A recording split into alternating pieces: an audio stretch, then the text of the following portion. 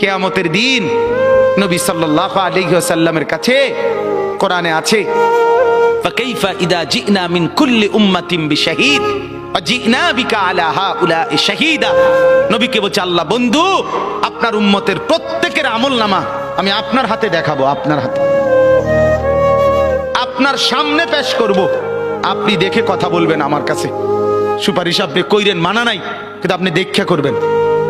রাসূলুল্লাহ সাল্লাল্লাহু আলাইহি ওয়াসাল্লাম যদি হাসরের ময়দানে এরকম আমলনামা খুলে উল্টায় আর পৃষ্ঠার পর পৃষ্ঠা দেখে ফজর নাই, জোহর নাই, আসর নাই, মাগরিব নাই, এশা নাই, শনিবার রবিবার, মদ জুয়া, অবৈধ উপার্জন, গান বাদ্য, নাটক, সিনেমা, জিনা, ব্যভিচার, বেহায়া, বেপর্দা সব উল্টায়, আল্লাহর নবী সাল্লাল্লাহু আলাইহি সাল্লাম তখন বলবে, উম্মত কি এটা?